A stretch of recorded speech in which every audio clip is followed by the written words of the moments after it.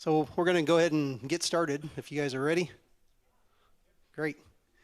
So what we'd like to do, again, as you see, we like to once a month bring you interesting lectures and talks.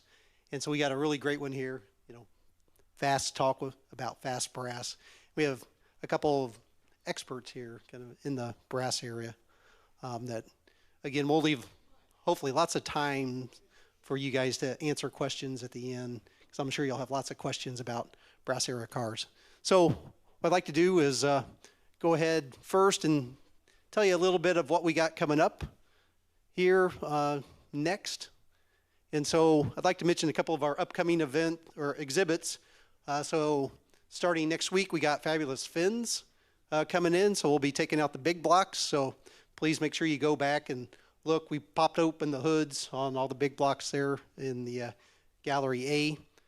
Next, we got Built for a Crisis. So we have, if you guys remember the oil crisis there from the 70s, we've got some special cars that were kind of special built from the American automotive companies for those 70s. So hopefully you'll enjoy those. We also have one coming up in January called Locally Owned. So we've been curating from our local patrons some special cars that are here from Bartow County and also surrounding counties that hopefully you'll enjoy those cars too. And then we also have the British Invasion. So we have a lot of those post-war British sports cars that we've been kind of curating those cars too. So hopefully you'll enjoy those.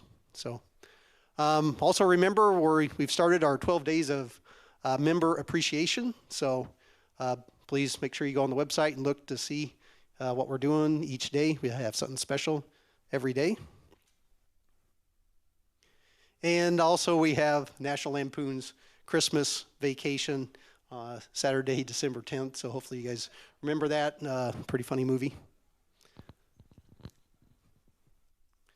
So I'd like to go ahead and then do a quick introduction because I want to leave as much time as possible for our guest speakers. We have 3 here. So Corky Coker, so a lot of you guys may know Corky.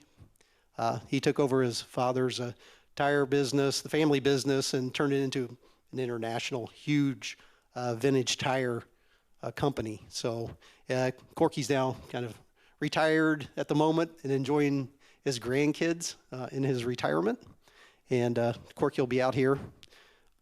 Next, we have Ken Gross. So a lot of you have seen Ken here. He's our guest curator. And he also he was the executive director for the Peterson Museum. He's a judge for the Pebble Beach show. He's written many books. I think he's up to 25, 26 books at the moment. Been in a lot of publications, a real automotive kind of historian. And then we also have Jeff Chattin. And so Jeff is responsible for JC Picture Cars. And so he actually rents his cars out to the movies that are here. And I think the last time he told me he has around 80 or 90 cars out and then 14 different pictures at the moment. So any of you guys who watch Yellowstone and maybe the prequels, 1923, all the cars in that are Jeff's cars. So it's kind of interesting. So if you guys watch that, see those cars. So I'd like to go ahead and bring out the guys. So you guys will come on out.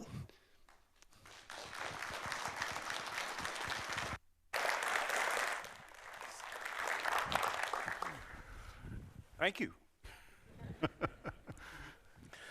Well, hello, Johnny Carson. Thanks, Bruce. Hi, everyone. Thank you all for coming. We're going to do a very quick review of what we have out there for brass cars, and then we'll kind of get into a discussion. So I don't know if I'm clicking here. Good. Blake, yeah, so Blake, just go back one. There we go. Perfect. To the underslung. I'm sorry, the car that's here. Perfect. Okay. So we've got what we think is a terrific assortment of brass cars. You walk by some of them, and I won't dwell on them at length because we will talk about some of their stories here. But the underslung, as you'll soon find out from Jeff Chattin, is kind of the barn find of the century, and we'll talk about that. This Vanderbilt Cup Renault comes from the Audrain Museum. We've been able to get a number of great museums, Indianapolis, Driehaus, others, to loan us cars for exhibitions, which I think is just wonderful for the Savoy. This is the third car we've had on loan from the Croplix. It's an Alco that had Vanderbilt Cup victories. We'll talk about the Vanderbilt Cup. This is a Buick from the Indianapolis Motor Speedway Museum. They've been loaning us cars, particularly race cars, right, left, and center. Interestingly, this is a Buick, but the Chevrolet brothers were involved with it. My favorite of all of these cars is a Mercer Raceabout. We'll talk about those a little bit. I think it's the definitive American sports car from the pre-World War I period. But we'll have some arguments here because we've got Lozier fans and Thomas Flyer fans and so forth. This wonderful Packard looks fairly sporty. When I first saw it at Ross Meyer's collection, where it was on loan from the Heckmans, it had a windshield and a top and looked pretty sedate. And Tom Heckman said, "It's a speedster underneath. We'll get it. We'll get the windshield off." And he said, "By the way, my neighbor has a Model T Speedster. Would you like one?" It's damn straight. So we were able to get this from the Lees. Going on a little bit more, I fell in love with this car at Corky Coker's museum. It's everything you'd want in a brass car. The patina, the size. It's just I just love it. I almost gave up my passion for Mercers, but not quite yet. Better not. We've got a Myron Speedster out there, a gigantic car. What you'll see with many of the cars that we have here on display, these are engines that are 400, 500, 600 cubic inches. They're enormous, and the Myron's no exception. Here's a Stutz Bearcat from on loan from Corky and Teresa Coker. You got to be nuts to drive a Stutz, but they would say nothing is worse than driving a Mercer. So, right. Here we are. This is an HCS. It's kind of a junior Stutz on loan from the Indy Museum. And here are a couple of the cars that we don't have, but just so that you get the full picture of brass car speedsters. This is a Hudson mile a minute. 60 miles an hour was really fast on the roads in the pre-World War I era. We almost got one from Paul Ionario, but the rear end wasn't finished in time, which could be the story of Paul's life in some ways. Right. We've got we don't have a Lozier, but maybe next time we do brass cars, we will. Plattsburgh, New York, an astoundingly competent car in the brass era. Next, let's see, we've got a Simplex. These, again, sporty, fabulous, big, exciting cars. I think we've only got one or two more to show you. Colonel Pope was, I think, the largest manufacturer of bicycles in the United States. And it was a natural for them to go into the motorcycle and car business. This is a Pope Hartford Portola Roadster. I think there's just one or two more. Yep, an Oldsmobile Autocrat. We don't always think of Oldsmobile in the same sentence as Lozier or Thomas, but they were players. And besides the Limited, they had that car. And here's a National. This happens to be Jim Grundy's. Nationals were great competitors at Indianapolis. And maybe one more. Yeah, here's Corky in a Nyberg. Many of you may not know that the Nyberg was built in Chattanooga, Tennessee. And here's Corky at the, I think that's at the Chattanooga Motor Car Festival. He's with the late Jim Pace, who was a great friend of ours. So here we go on brass cars. And I think the first question for our panel here is, why do they call brass cars? What's that all about? Well, I don't know, Jeff. Why are they called brass? They're called brass. I do know. Well, I mean, it's one of those things that's hard to miss. Some of the earlier cars, I mean, they have so much brass. I mean, it's this one, that's the first thing people notice. Yep. All the hubcaps, the lamps, the radiator, all the trim, everything was made in brass. And if driving in the weather, etc., and out in the weather without polishing, they soon turn to a patinaed kind of brown. Mm-hmm. As you can see on my 13 Interstate there, it doesn't look quite so polished, but it's a beautiful, beautiful patina. And up through about 14, Yeah. Most of the cars, Right. the production was brass. Right, and then they segued into nickel briefly through the World War I era, and finally chrome plating, I think, right?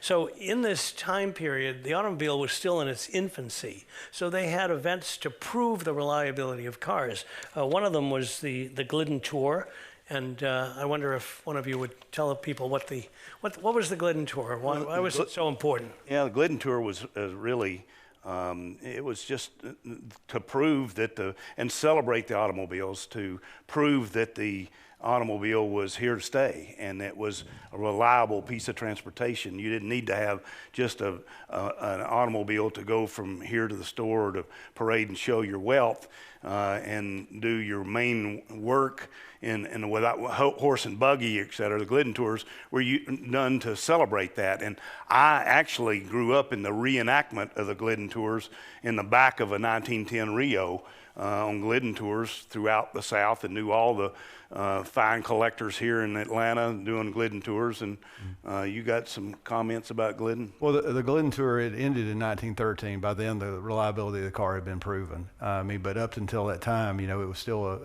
a thing that was a mystery. It was the latest technology, much like, the technologies we deal with today in our everyday lives. That was the cutting edge, and many people didn't understand it. Many stories of people, seeing their first automobile, being scared, are not understanding its practicality of it. The red flag laws, that they never thought they would go fast enough. They had people walking in front of them to signal that the car was coming. By the end of the Glidden Tour, Charles Glidden had proven they were reliable. So even before the Glidden Tour, and Jeff is our Thomas Flyer enthusiast here, there was a race from New York. He kind of likes Thomas's too. Me too. Okay, so I'm sure we could talk about that all evening, but I'd love both of you to talk about the courage and maybe craziness it took to drive a Thomas Flyer from New York to Paris. Well, no one had ever went across the United States in the winter before, and they decided to go around the world. It's a really a big undertaking. As Corky, we were talking earlier, it's the first time you have an embedded reporter, giving real-time events. They had carrier pigeons sending back updates of this race around the world. And it was America against frozen carrier pigeons. Well, yeah, I imagine they lost a few. I'm sure they did. Probably ate some too. George Schuster, who was the driver, his grandson does a really good reenactment of it, talking about the stories. But it's just amazing to think that his wife asked him what he was doing. He said, "Well, I'm going around the world. When are you going to get back?" "Well, I don't know." And they headed west, and that's just an amazing undertaking to set out into the winter, and there's no roads then. That's the thing that people don't understand. There's some roads around some of the major cities, but there's they're running into having to follow railroad tracks. There's no roads, and back then too, Jeff. Most of the trips that somebody would take in a brass car, they would judge the length of the distance of the trip by, number one, how many flats you had. Coker tire didn't exist back then. And then also how many rivers or creeks you forded, and whether or not you went across a railroad bridge or not. But this race that went around the world in 1908 from New York to Paris with the New York Times reporter embedded, and with George Schuster driving, the American car, the Thomas Flyer, literally won that, proving not only to what the Glidden Tours did to America, proving to America that these cars would exist, but they proved to the world that these automobiles would exist. There was a Zoost, and there was another Protos.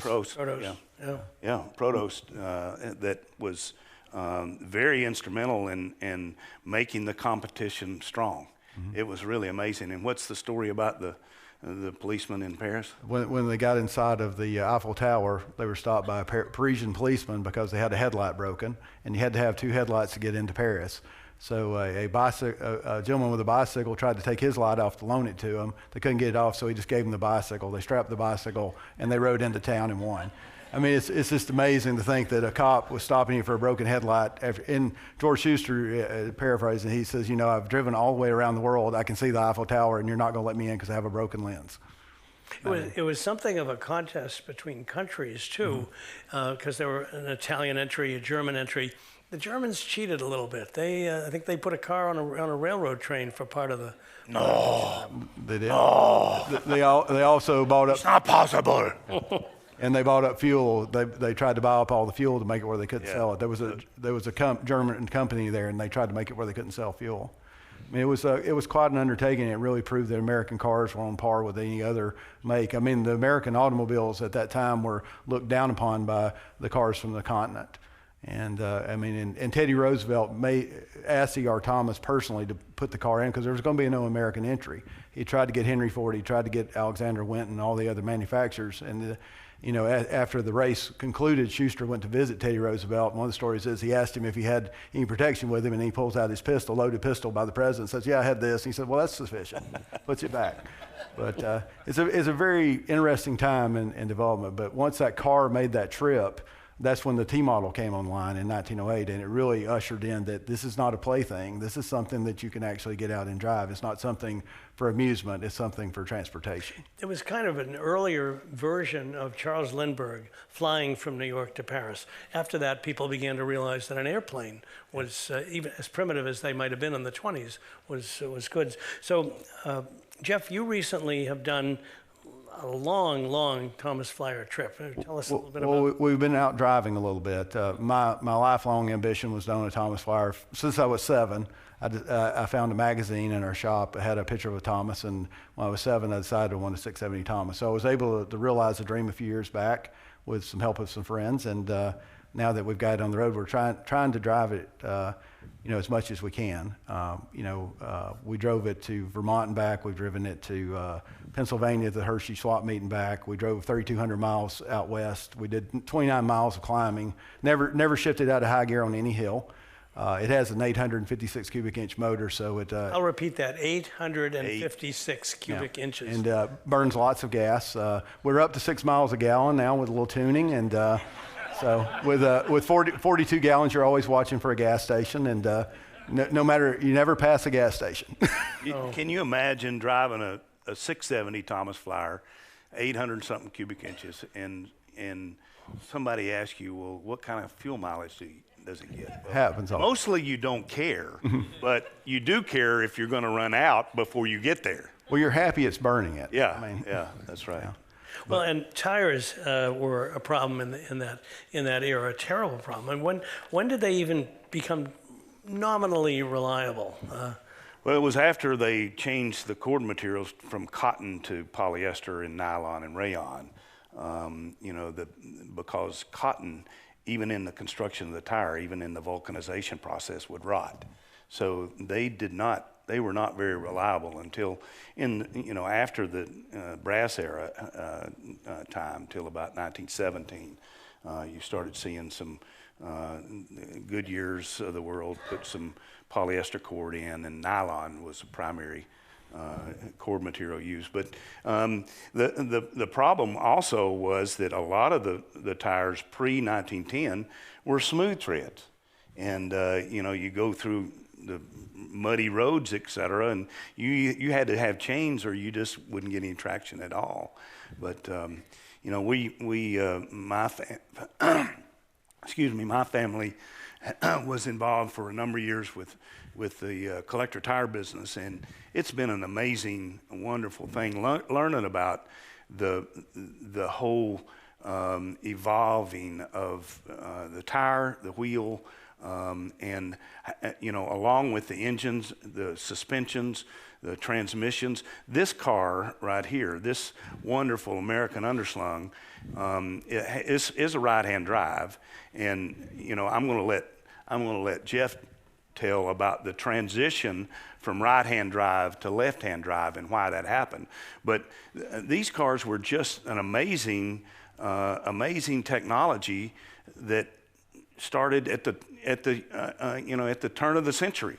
And talk to them just a little bit why a brass era car pre-1914 was on the right-hand drive. Well, most of your cars were right-hand drive at that time period. Henry Ford went with left-hand drive, and by 1914, some of the manufacturers were offering like Auotmobile was offering left and right-hand drive, and your fire trucks even up in the 30s were right-hand drive. But it was just, it was adapted by Henry Ford producing so many vehicles that this became what everybody expected. But it's a constant thing when you're out on the road is, that must be a foreign car. And you're like, no, it's made in Buffalo, New York. No, it's a foreign car. It's on right-hand drive. Well, no. And, you know, most people don't want to listen to it, but they think they still have a notion of what the car is. But, you know, seeing a right-hand drive car is very typical. I mean, I can't even think of too many left-hand drive cars pre-1910 at all, besides a Ford. Ford was about the deal. One, you know, with so many manufacturers in the brass era car, there were just literally thousands of manufacturers of automobiles. If you had money and you wanted status, you could have an assemble car where you bought motors from one company and axles from Timken or whatever. Rutenberg made a lot of motors for a lot of companies. Teeter Hartley made them for this car. Anyway. It was very common for these guys to put their engineers together, and there's some very crafty guys. Mm-hmm. I'll tell you why I believe that most of the cars pre-1914, until there was a congregation of engineers that said, look, guys, we're driving on the right-hand side of the road. You need for the drivers to look at each other and the eyes are coming. And so they just kind of all started migrating to the left-hand drive. But I believe it was because of the wagon and drover days when a guy would get up on a wagon, which side of the seat would he sit on? He'd sit on the right-hand side. And that's why the engineers just put them there. They were just accustomed to the, you know, driver being on the right-hand side. There wasn't a rule, and it happened in the United States of America. In England, they were already on that side, but they were driving on the right side, or the left side of the road, so that, you know, the drivers would look at each other in the eye. Mm-hmm. So, my opinion. Oh. The early collectors, you know, think about this car. It's 1907, 1908. By the early 1930s, even late 1920s, we had the first car collectors in this country, and they were collecting cars that were. These brass cars, they were 20 to 25 years old. They weren't that old.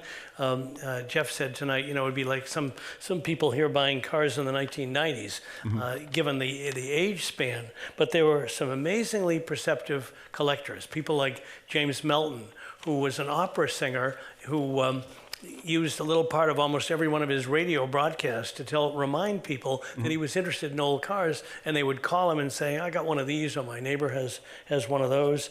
And this car represents, I think, one of the most interesting barn find stories. You know, we all talk about the luck of discovering a car in a barn. Well, that's what happened here. Maybe Jeff will tell the story, because it wasn't just this example. And when you talk about luck, would you tell us how this car was discovered? Well, there's one person in the audience probably has an American underslung because of that. Sitting on the front row, Alan Wolf. He actually sent me the article earlier this week where I could look back through it. But it's a story of Walter Seeley. He came out to find an American underslung, and he went into a barn, and there was 4. And I think without a doubt that has to be 4. You know, when they talk about the cobra in the barn or something like that, I mean, I think about reading that as a kid, thinking about, could you ever be that lucky to find a barn full of not one American underslung, but 4? And there were two of these roadsters and 2 of the, I think one a Traveler, and what was the other one, Alan? Both Travelers. Yeah. But he found 4 of them, and to get one, he ended up restoring all 4. So he undertook a lifetime endeavor to be able to restore these cars. And one of the cars had actually been burnt. I think this one, had been burned in a fire on their honeymoon. And so he ordered another one, identical one. They had it shipped out, and they couldn't bear to scrap it, so they carried it home, and they ended up using it around the farm.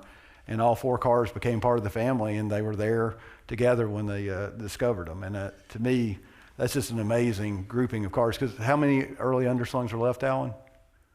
Well, total number of underslungs is about 33. 33 is what he's saying. You're talking about pre-10, there's what, 5? And 5 pre-10. And 4 of them were in this barn. And why in the world would anybody ever sell their hot honeymoon American underslung? That sounds ignorant to me. Oh, it was literally hot because it burned up in a fire. on their honeymoon night. But there's a reason why we've got the American underslung here. As much as you've got Lozier, Thomas, Stutz, Mercer enthusiasts, because it is, in many ways, it was so technically advanced for its time. They call it underslung because the frame is literally under the axles and springs, which gives it that low silhouette. And the designer, the engineer behind it, supposedly saw a stack of frames in the factory waiting to be built into cars and said, well, if we put them underneath, we could lower the silhouette. Correct? Yeah, correct. And and one of the other things, if the wheel broke down, you'd get on the frame instead of skidding out. And that was one of the benefits. I think they mentioned that in some of the racing as well. But, so that required a 36-inch wheel, I think, which is almost unheard of. I mean, some high wheelers in that era had skinny little wheels, but this is different. So you've got a great low silhouette, a powerful motor.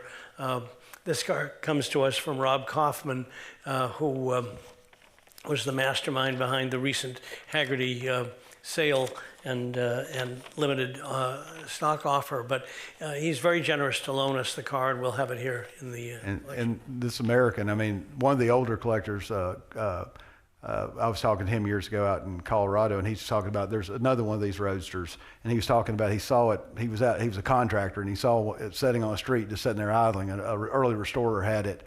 And he said that just set him on a whole lifetime of pursuing brass cars. He said it changed his life seeing that car sitting there. He said it was the most amazing thing he'd ever seen. He said it was sitting there thumping, running.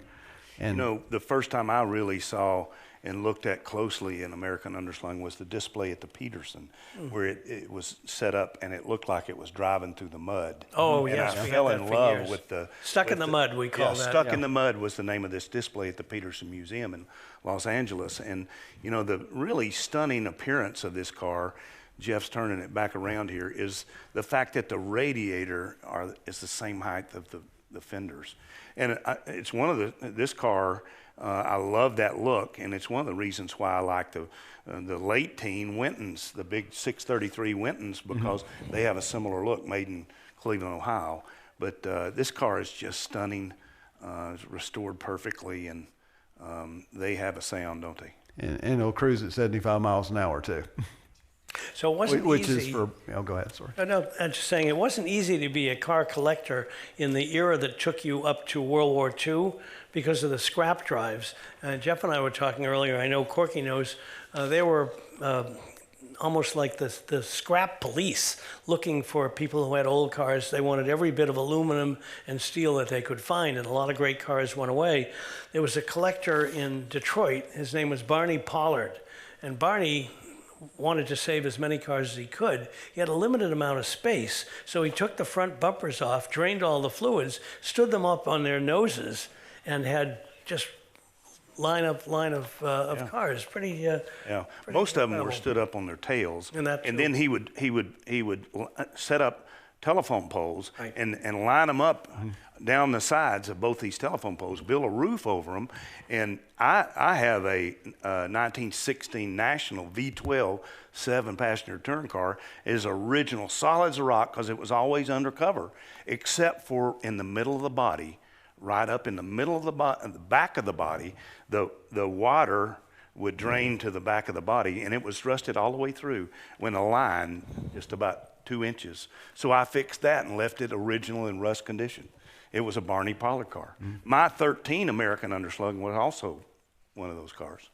Yeah, I mean, he saved thousands of cars, and during World War II, he was threatened with arrest. I mean, they were after him to scrap him. I mean, that was one of the common themes with these people, because you're crazy, who would want an old car? And it's, you're hoarding cars, and even guys who collected old steam tractors. I mean, they actually had to hide them. I mean, there's all kinds of stories of cars being hidden in barns and walled off where, because in some areas, the scrap drive, they got pretty vigilant about it. Jeff, you said a word that reminds me about my father, Harold Coker. I miss him. He died in 2014. He founded Coker Tire Company.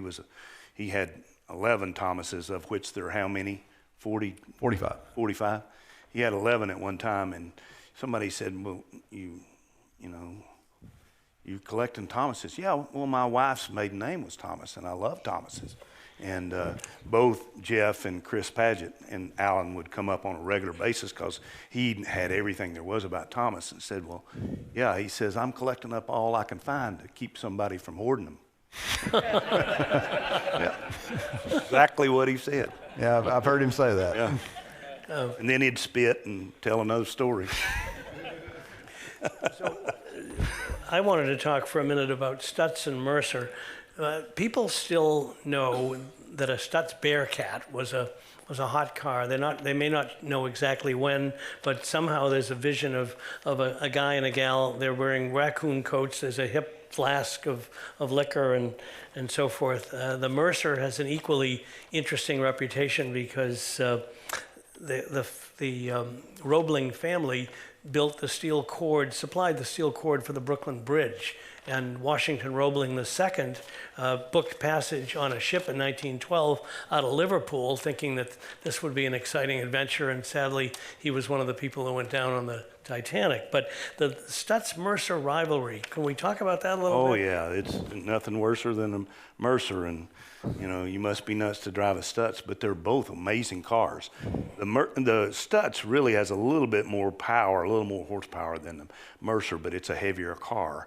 Mercer had just an amazing, you know, Finley Porter just, you know, he's a head engineer, just did an amazing job with the steering and the shifting mechanism, and they're lighter. They had no generator, just hand start, no battery, and just an amazing car.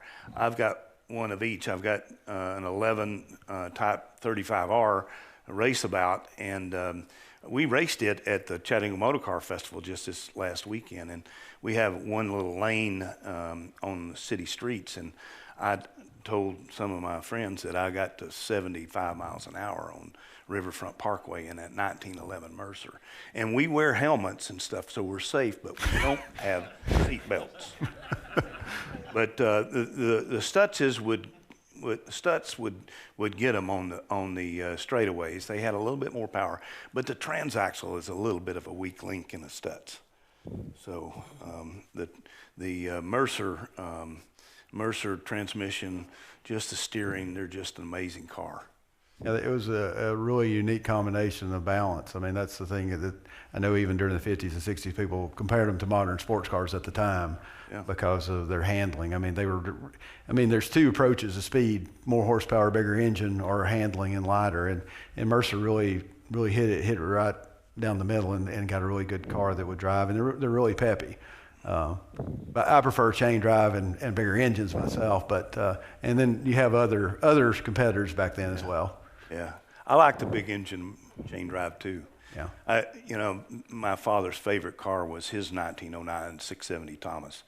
And I was successful last year at the Motor Car Festival to negotiate with my sister and brother to eventually buy his favorite car. And it's called Big Red. It's just similar to Jeff's 1911. And we've always kind of dreamed for the last 3 or 4 years about, you know, going on tours and slinging oil on Model A's as we pass them. Chains throwing the oil. That's fun stuff. Jeff, tell us about Logers. Loger's is a name that a lot of people perhaps don't know, and they were really a quality car, right? Loger was probably one of the fastest cars back then. A 1908 Loger off the showroom floor ran 106 miles an hour. You don't shift in the standard. I have a Briarcliff, and in the 1908 manual it says do not shift to high gear until you at least attain 60 miles an hour. Which finding a road back then that you could do that would be, you know, hard to find. But they were very dominant in the racing scene. They use ball bearing cranks. The car is, I mean, they're just really nimble, really fast. I mean, Corky's Loger, I mean, you'd have to say it's probably your fastest car, wouldn't you think? Probably one of the fastest cars I have. I mean, they're kind of scary, even modern. I mean, I drove back from Charlotte back home from a tour, and my wife said her bought her car, and she was asking about following me. I said, well, you better be getting in front of me where I won't run too fast, because you really get going. You don't know how fast you're going in it. It'll set up and run 75 miles an hour up and downhill and just keep going. Don't people still argue about Lozier and the Indy 500? They sure do. Well, there's no argument. Lozier won. I mean, there's. So for those of people who think, with all due respect, that Ray Haroon won, and I'm probably one of those people in a Marmon, let's tell everybody that story. So in 1911, Carl Fisher, well, in 1908, 1909, he dreamed of this racetrack in Speedway, Indiana, and he built it. And he was also a stock owner in Marmon Harrington, and his favorite color was kind of an orangish yellow, and his favorite number was 32. So anyway, that all was on the 1911 Marmon Wasp. So Ray Haroon competed in the single place with a lot of complaints by all the other competitors because he did not have a riding mechanician, which helped by looking over the shoulder to see if he could overtake the car in front or if somebody was overtaking him. And the second car, well, Ray Haroon was given the checkered flag. Actually, it was announced that he had won 24 hours later. But about mile 200, there was a wreck into the pits, and Westcott came in. 1910, Westcott came in and dodged a riding mechanician that had fell off his ride, and so the pits went crazy, and all the counters in the pagoda lost their count because everybody was going crazy. And Ralph Mulford in the car number 33, Lozier, was really had better lap times than Ray Haroon. But before and during the race, Ray Haroon had gone to the Firestone tent and the engineers there and said, you know, these guys are having 4, 5, 6 flats every, 40 miles or so, about 10 laps or so, they'd have a flat on the right rear.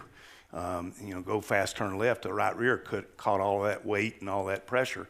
And the Firestone engineer, he said, so what speed should I go? So they said, you ought to do about 74.5 miles an hour.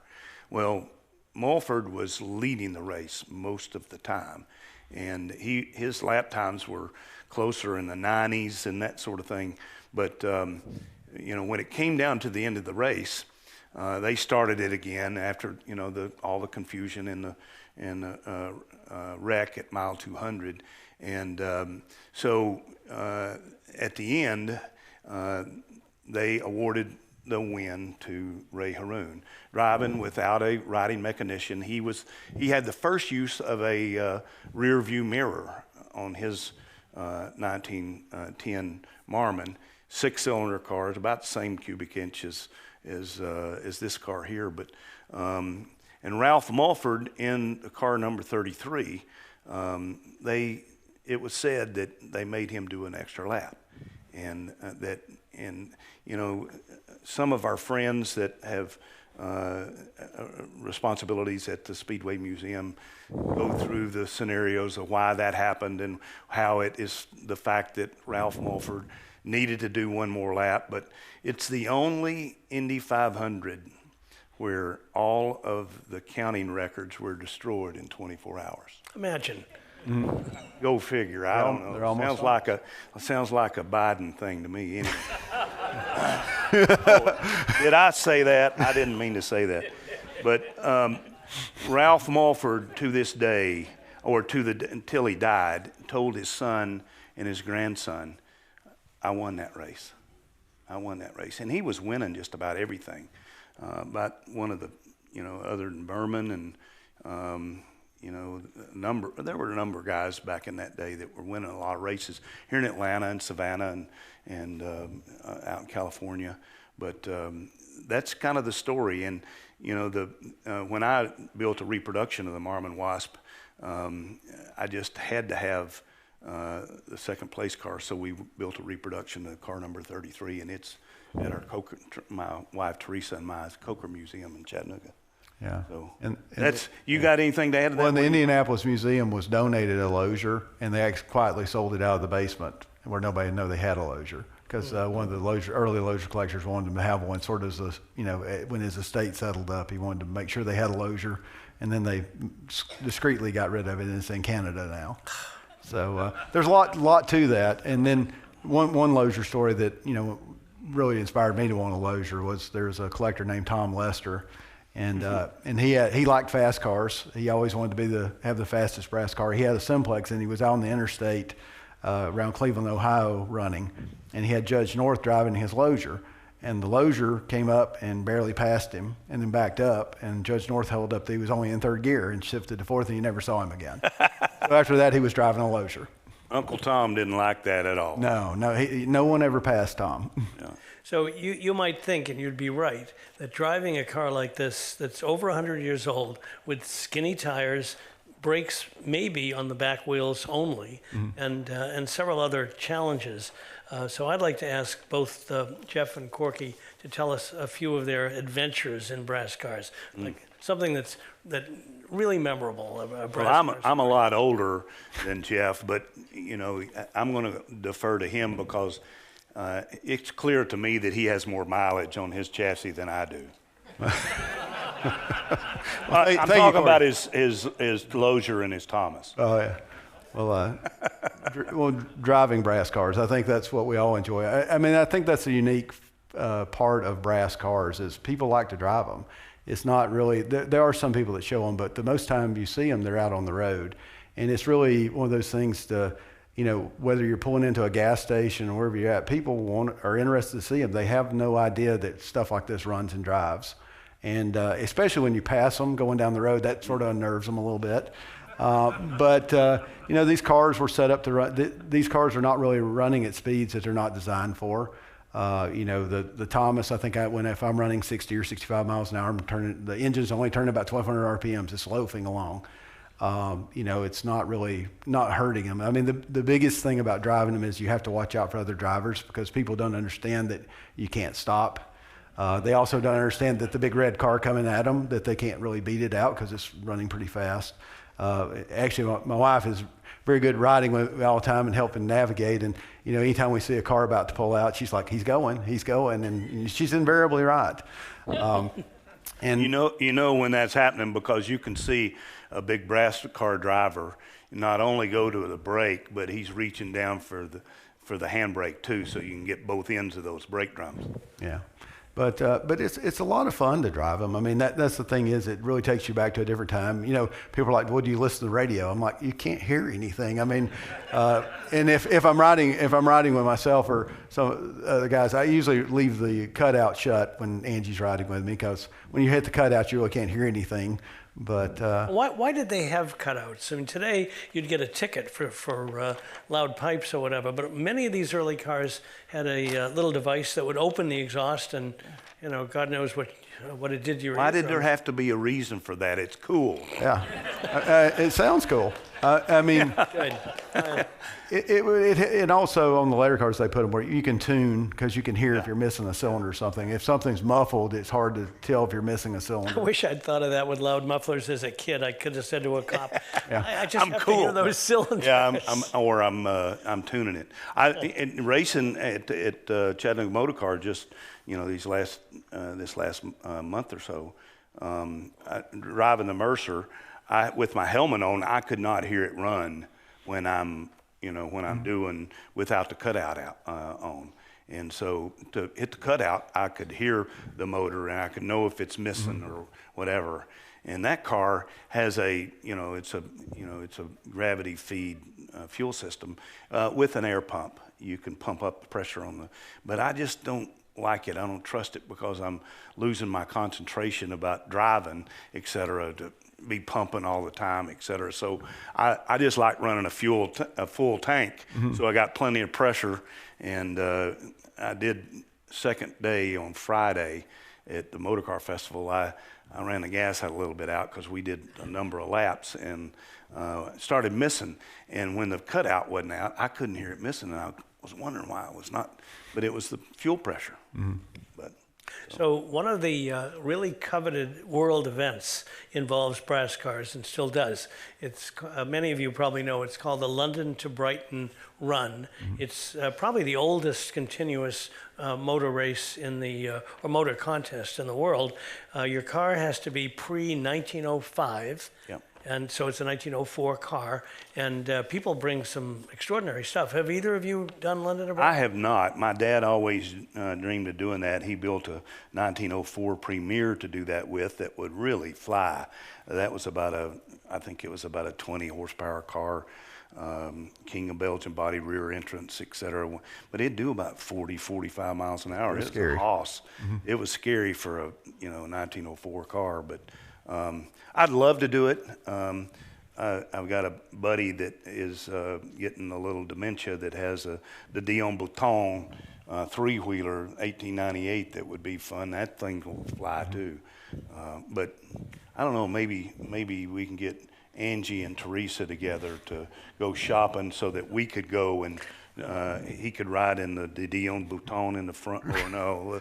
We'll get a fast car or something. Have you ever done it? I haven't done it, but I think it's definitely a bucket list. It's the problem with brass car stuff. There's so much going on. It's hard to work it all in.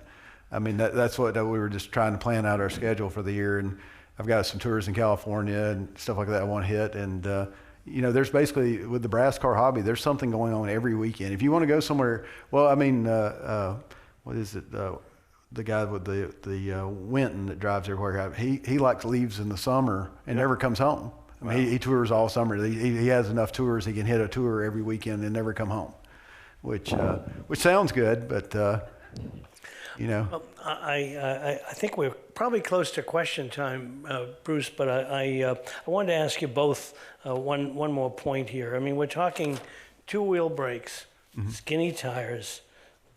Good tires. Coker tires. Good tires. Skinny good tires. I'm sorry. If night falls, you've got these press-to-light acetylene tanks, so you light each headlight individually, the way you would candles for your guests. I can say from having driven a Mercer on the Pebble Beach tour, about 70 miles, that I can attest to what Corky said. You use the foot brake, the hand brake, and a little prayer to get yourself around. So, but it doesn't stop you guys from taking these cars on the street. Any thoughts on that? I remember driving the Lozier. I think Teresa was in the car with me, the 1909 six-cylinder Briarcliff Roadster, and we came up to a stoplight, and it just changed from green to red right away. I don't even remember seeing the yellow. And traffic started going, and I'm still doing about 25 miles an hour, before I get to the line where the traffic's going. So, what I did was, I'm doing the handbrake, and I just immediately looked left, and I just made a right-hand turn and just turned, quickly. But there's occasion that, it gets to be a problem. This tread design right here on this Goodrich Silvertown, I noticed one thing that I've done on a number of my early cars. I've used a grooving tool and grooved it so that in wet roads it's got another little sipe so the water kicks it out. So that's a little trick that I've done. But there are brass car guys that are real purists. Like this car is restored perfectly authentic. There's some cars that I like to drive and go fast in that I might do a little safety thing or two, such as I put a starter on some, my dad's big 1909 670 has a starter on it, and we put a geared flywheel, gear on the flywheel, and a fork truck starter. And you can also put an alternator on them, and you can get a little LED lamp that looks like the gas. Purists, it doesn't. I don't really get fired up about what Jeff calls a $2 trophy, plastic trophy, for the authenticity of my car. But I enjoy having other people enjoy them. I enjoy driving them. So there are some cars that Jeff and I both enjoy doing a few things, and there's sometimes that you might even want to hide a little better brake system. my Uncle Tom Lester with that Lozier pulled a trailer behind it. He called me, Corky, I love you. And so he said, call me Uncle Tom. But he had a trailer behind it that he had electric brakes on that were, and it was loaded with all of his wife's stuff. And he just used those trailer brakes and it helped him stop. So there's always little things that you can do. But it gets scary sometimes. Have you had an example like that? I've had a few near misses, and the thing is, we have put hydraulic brakes on the Thomas. I have disc brakes. I have it where we can put it back if we need to. The original brakes will stop it, but if you get in traffic and you stop like 6 or 7 times, I had the experience with the Lozier when I first got it. I was zipping around like I had good sense, and went through a stop sign and it didn't have no brakes because I'd got them hot. So that's when Chris helped me put hydraulic brakes on it. So, which created wheel problems. Which anytime you do anything, you have consequences. But having brakes is very important because people drive a lot closer. I mean, one of the things that I can't understand is like when you're on a really steep hill and you're a straight shift, people don't understand straight shifts anymore, and they pull right behind you, and they want to see how close they can get to you, and they don't understand that you might roll back. So that's one thing where the hydraulic brakes and stuff help, because you have to, it's not necessarily the car, it's the other people you got to watch. Yeah, we like driving them fast, but we like stopping too. Yeah. Yeah. Bruce, can we open up for questions? Are we about on the right timing here? Yep. And so if you guys will allow us to hand you the microphones, and please ask your question into the microphone, because we're recording it and we won't get it on the microphone if you don't answer or ask. I have 2 questions, like a gasoline question and a tire question. What sort of gas mileage would a car like this get, say, doing, say, a reasonably high speed for a length of time? And I assume you have to probably add a lead additive. And the other question is, how old would the tires on this car be, and typically how long would the original tires, I imagine they're not the original tires, but how long would tires last before you have to replace them? At Coker Tire Company, we appreciate it if you'd buy them every year. Honestly, these tires probably are made within the last 4 or 5 years. I see that we got Michelin dust covers on it, so this is a good little order. But what I would say that there is no government regulation about when you replace tires. Check them to make sure that they're not dry rotted. This is there's some of these tires that are nylon, some of them are rayon. And these right here would be polyester cord, so it won't rot. And if you don't see any dry rot on them, it wouldn't be a problem. But if you notice the pliability, after the vulcanization process in a tire, the tire starts dying. It starts getting hard, and the oxidation process starts. So, if they don't drive and handle very well, and you can feel on braking it slides a little easier, then it's time to replace them. But and if you're really driving them, about 6 months you're changing them. Yeah. I think I went through 10 tires in 1 year for the Thomas. So. Yeah, that's true. Drive them a lot, and with this tread design, we've got some small little factories that make some of these tires, and some of them are made at factories that they kind of play around with the the tread stock and the way that they design the tread stock. So some of them are not getting as good a mileage as a radial tire, but we can't put a radial tire on this car. It just wouldn't handle correctly. Yeah, and you're about fuel. It's you burn anything you can put in them. The Thomas, when I'm out traveling, if I can get 6 miles a gallon, I'm lucky. So you're always looking. You never pass up an opportunity for a gas station. Additive, don't really worry about it. It goes through so fast. The Lozier, I think it gets about 9. That's my fuel efficient car. So I like putting 100% gas in all the collector cars. Anything rubber, the ethanol will eat it up. Yeah. And you got to deal with that and carburetor bowls and all that sort of stuff. Yeah, well, especially when they're storing and stuff. But on the road, you don't really know what you're going to get. So yeah, that's right. Another question? Corky, on your underslung. Yes, sir. Dan Wade was asking me why they had the glass valves on the dashboard. That has to do with the fuel as well. Oh, Does yours have that? That's visible oilers. visible orders, you can see that the engine is oiling correctly, and you can see that where it goes. You know from this car where it goes into which cylinder. You can see I've got a 1927 blower Bentley that has two bulbs right there, and it shows one goes to the front side of the engine, the other to the other.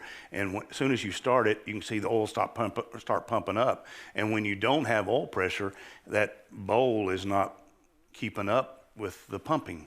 So you can just see without a gauge or anything that what the oil pressure is in the crankcase. And on the early cars, they didn't have an oil control ring. So a lot of the cars, like the Thomas, they put oil into the crankcase. So at the end of the day, you drain the extra oil off. With the modern oil ring, you don't really need to add that extra oil. But they generally, you have a tank that would inject for about 300 miles worth of travel. And then at the end of the day, you drain it off. And in the first Indy 500, 1911, a lot of these cars, 1910, 1909, 1908s, those cars were total loss oil systems.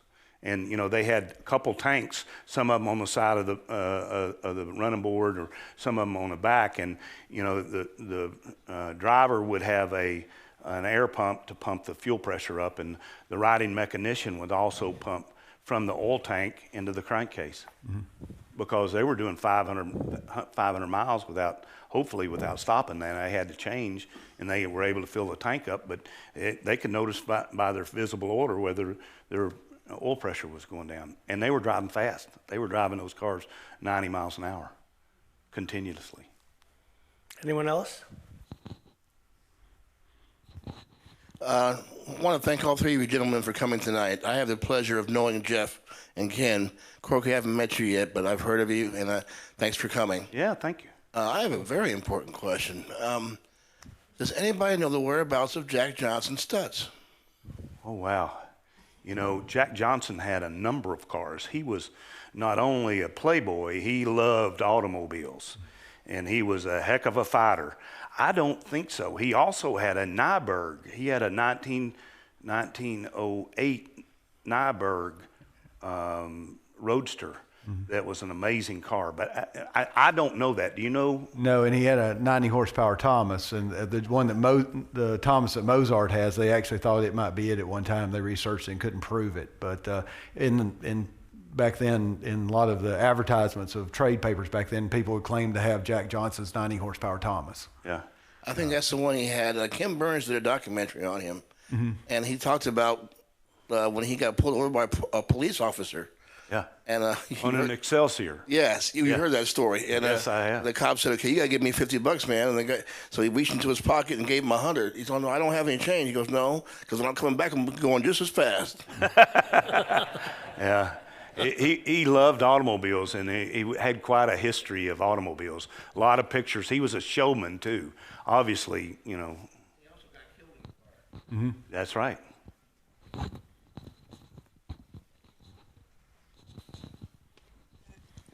Gentlemen, mine is a question for Jeff and Corky. I've asked this of Ken in the past, but your impressions, a little bit different question, your impressions of the Savoy Museum and your impressions prior to you getting here, and then your impressions of the museum now that you've visited, and your thoughts on the wonderful blessing we have here in Cartersville. Wow. When I entered the address into Waze, I had a number of conversations with McRae and Tom and guys here about participating. And Jeff and I had been talking while they were building this fine facility about they're going to do a car museum. Just this theater here is just amazing, and the ability of car clubs and to have events here. John, it's just unbelievable. The spoked tire and wheel in the cafe is just well thought out. The detail is amazing, and I want to thank you for giving this to southeastern United States. My wife and I live in Georgia, by the way, so we claim the Savoy as well as the Coker Museum. We live in Wildwood, Georgia, and this is just an amazing place. The staff is well staffed. The grounds are phenomenal. I told John coming back from the Western Art Museum that I would have hated to seen the bill for the sod for this place. But it's just amazing. So congratulations to all of you that are involved in the Savoy, and thank you very much for inviting us here. And it's wonderful. Yeah, I think it's a great asset for the car community. I mean, and being in the brass car, and enthusiasts, the greatest asset we can have is people promoting it. Because when you tell somebody that you collect the Thomas flyer, most people, you sound like Charlie Brown's teacher. They don't really have a picture in their mind. So unless we get the ability for people to see what these cars are and understand why everybody needs a brass car, it's stuff like this that helps spread the hobby. And I think look forward to many more years here at the Savoy, and can't wait to see what the next exhibits look like. You had mentioned that they were brass era, and then nickel, and then chrome.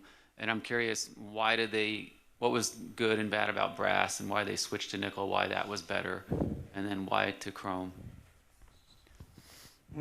Was less polishing. Oldsmobile, well, nickel doesn't tarnish fast as brass. I mean, if you're out in the weather driving in brass, and unless you have a chauffeur to take care of it, it's quite an undertaking. I'm not a fan of polishing brass. The brass that I have that's polished on my cars is coated because I don't really like to polish. Yeah. Most of the Thomas Flyers had a chauffeur that drove them. I mean, it was an expensive car in its day. A Model T was $400, and the 670 Thomas was how much?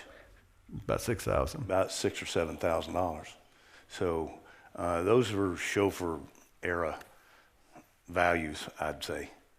But I'd say it probably was. It had to do with it was tough to keep clean, tough to keep shiny, tough to keep bright. And the nickel stuff, you wipe it a time or two, and it looks pretty good.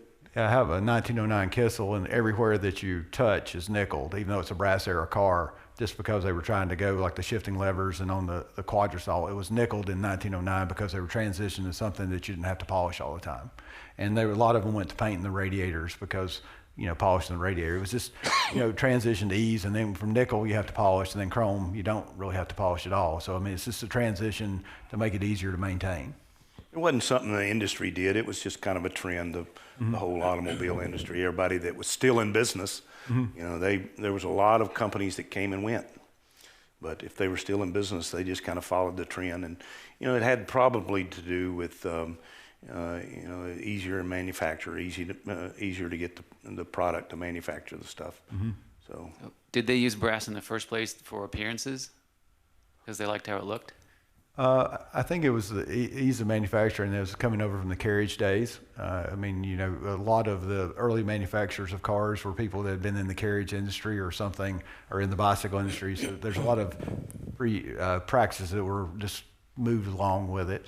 There were brass lamps on carriages. They just moved it forward. But to match the brass lamps, they made brass radiators.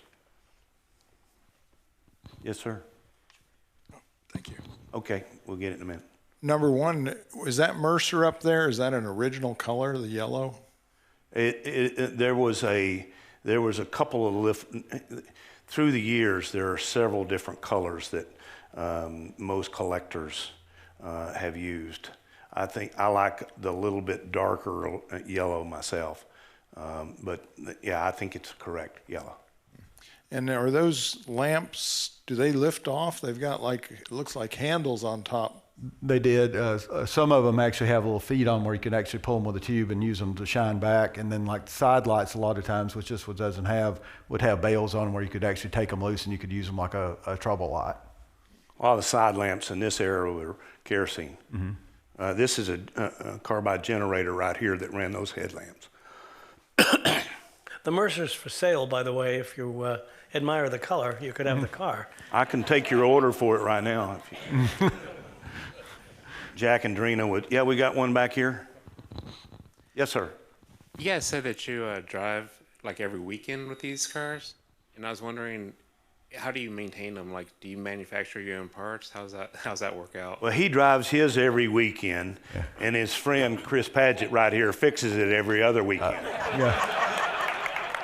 Chris actually made an axle for it over Thanksgiving. We're filming in Montana with it, and they broke an axle out in the snow with it. Yeah, he sent a picture of this new series coming out called 1923, and on the sizzle reel, this is the Dutton car. His 670 Thomas is the Dutton car, and he sent me a picture the other day of his 670 Thomas with chains on the rear of it in the snow. Yeah, that's fun. It was 4 below, and I think the wind chill was 20 below, and they were out running around it. And we have a 1912 T model. They put ropes on the T model and chains on the Thomas, and they're out chasing them through the snow. It was pretty fun. How many people in here have a pre-1915 brass car? How many of them are 48 horsepower and more? Yeah, well, encourage your friends. Encourage your friends. Jeff and I, and Chris, and all of our friends need you out there driving them. And you know, every time you go down the freeway in an underslung like this or a 670 Thomas, they give you thumbs up. And they still do that in your 55 F100. It's not painted too, but we need more interest in these things because they're absolutely wonderful. If you get behind the wheel of a car like this and go down the road, I guarantee you'll be hooked. And there's so many things to do. I mean, we travel all over the country driving these cars, and you get to see things and go to collections and do things that you can't otherwise do. And like we were just on a tour, and we had 28 early big brass cars running around, and you get to work on a few of them. And I got to change a few tires for people. Somebody put some nails actually out, and some guys run over them. But it's a lot of fun. You meet a lot of people, and the brass car hobby. Everybody wants to help each other because we all want to see them on the road. I mean, I think that's the thing is like my Lozier, when I got it, I actually went out to interview the gentleman that had it. Was in his 80s. The main thing he was worried for, his words were he didn't want it to be a stuffed animal in somebody's collection. And he said, "Are you going to drive it?" And I said, "Yeah, I'm probably going to wear it out." He said, "That's exactly what I wanted to hear. It's yours." And so I have a follow-up question about the movie set. Mm-hmm. You guys have done a wonderful job tonight, so thank you so much for being here. You've also illustrated how I guess skillful that you have to be able to drive one of these cars. I know it sounds like there's a lot I would have to learn to be able to do it. So when you rent them out for a movie, what kind of credentials do you have to have, or do you allow the people on the movie set to drive your cars, or are they just parked, or do you have a driver? Well, it depends on the production. So like some of the productions, like the cars are out there for the entire run, so you can go out and train people to start with. Like on the show in Montana, I went out, they had a stunt driver. I spent a day with him teaching him how to drive the Thomas. He seemed very confident, and I felt real comfortable with him driving it. Some of the later cars, like the 50s and 60s on shows like that, like in Atlanta, they have like precision drivers, or they'll have some stunt drivers. And generally, if it's something, that's not a standard, a straight shift, most of them, you don't have to go train about that. But like T's and stuff like that, we generally spend a day or two training people how to drive them. And, most people pick it up pretty fast because they want to learn. I mean, my wife actually taught 7 people how to drive a T model in one day, and she did very well. I had one stunt driver I spent all day with, and he still doesn't know how to drive them. So, yeah. In some of these movies, they need a hero car, and their primary actor does not know how to drive a straight shift, so we're sunk. So in the production crews, they figure out how to put even a Tesla motor in a Model T Ford so that all he does is press a button and it goes. Mm-hmm. I mean, he doesn't have to learn how to run 3 pedals for movie cars. But most of the stunt drivers are great. How many of you have grandkids that know how to drive a straight shift, or kids that know how to drive a straight shift? That'll work. They need to know. Mm-hmm. They need to know. And yes, sir. Regarding the annual event known as the Great Race, have you people been involved with that at all? I'm privileged to have seen the end of one great race in Seattle many years ago, and I think about 15 years ago the race started at Marietta Square. Yes, sir. And I've seen the annual wrap-up programs on TV, and it always seems like a phenomenal event. I'm just curious how involved any of you have been with that event. Not at all. Don't like it. Not any fun. Coker Tire Company bought it out of bankruptcy a number of years ago, and we revived it. And that Marietta start was ours, and it's a wonderful event. It's an adventure of a lifetime that you get to do every year. Isn't that the saying, Teresa? It's really a wonderful event. You show up in town. It's a timed speed endurance rally. We're using old cars up to 1974. I prefer it when we drive real early cars, and it's a lot of fun. My family had a 1937 Schaefer 8 Indy race car. My son and I did, I think, 7 times from coast to coast. He went to college, and I said, Teresa, you're driving next year, or you're navigating for me. She said I told her she was and didn't ask her, but she had a great time, and she did it about 4 times.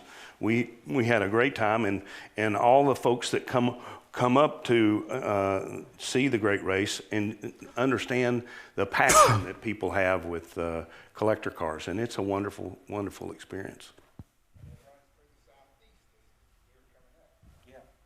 Do what now? Say. Oh yeah. I don't know what the stops are yet. It's listed in Hemi's. And I've never participated in one. I did do one time trial. One of the guys from Haggerty talked me into it. We showed up. We didn't have a speedometer in a 1915 white, and he forgot to mention he didn't know how to read maps. And 261 miles later through Alabama, we caught up with the group. So that was my. But he had a great tour. It was entertaining. There's a difference in a rally and a tour. Yeah. Yeah. Yes, sir. So y'all mentioned the 800 cubic inch engines, which is massive. I was wondering, what was the biggest you knew of in a brass car, and what kind of horsepower do you think it'd make? Well, according to the Guinness Book World Records, it's 825 in a Pierce era, Pierce 66 or a Peerless 60. But the Thomas made a 690. It was on special order, like Jack Johnson had, the Boxer, and they had an 856 cubic inch motor. The standard one was 784. That's sort of the upper limits of what was in cars. Now for race cars or specials and stuff like that, there was some 1,000 cubic inch. Yeah. I don't know if you've seen the Beast of Turan. That thing's crazy, but I'd love to drive it. That wasn't a production car. That was a special made race car. And what would the horsepower be approximately? So on the Thomas, they rated it 90 horsepower. The torque is probably 800 or 900 pounds of torque. It likes to break stuff. Not much horsepower because the RPM range, you're probably 1,800 top RPMs. But the bore is like a coffee can. It's a 5 3/4 inch piston in it. So. Yeah. So on the movie that the Thomas is in, they just broke something that Chris had to fix over Thanksgiving weekend. They broke it because of a certain reason that had to do with the size and the torque. Yeah, they were trying to move it around in a parking deck, and they just accidentally let the clutch slip, and it snapped it right off. And Chris, fortunately enough, the guy was able to measure it up, send it to Chris. He made one, and we sent one of the guys that works for us on an airplane with an axle and put it in, and they were filming the next weekend. So it's been running around the snow doing well since. So a lot of torque. You let the clutch out too fast, it's just, if you put it up next to a tree, it'd either dig a hole or start climbing a tree.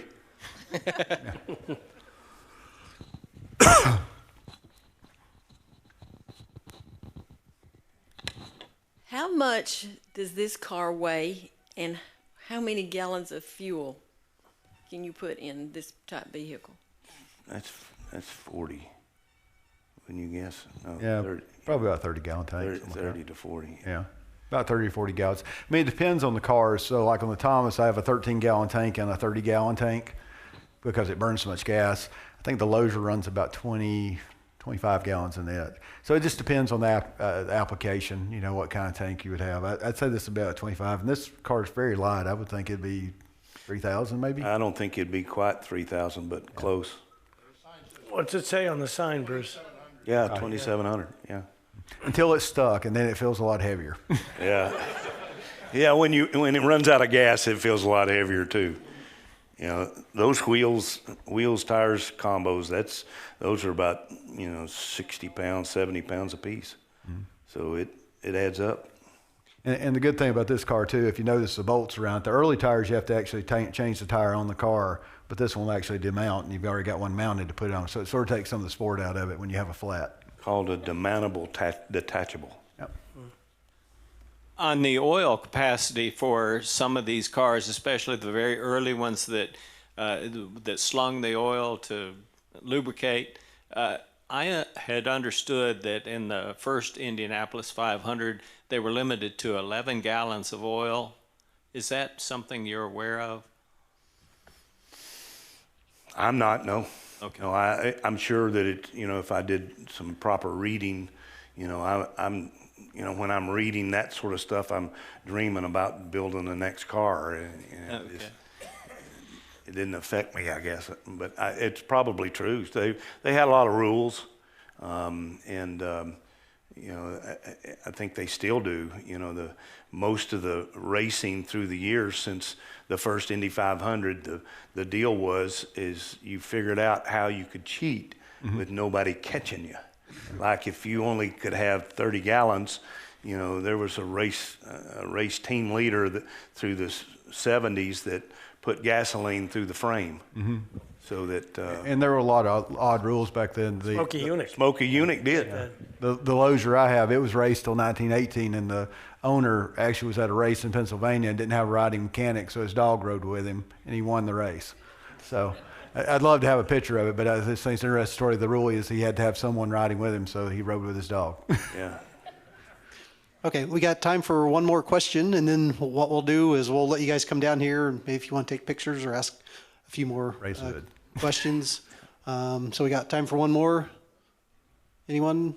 If not, okay, sounds good. Well, thank you for having us here. Thank you very much. Thank you for coming. very much. Great. Thank you. And if you want to, feel free to come on down, take a picture, or Pleasure to meet you, and ask a question. Thank you very much for coming. Thank you, everybody, for coming. Appreciate it.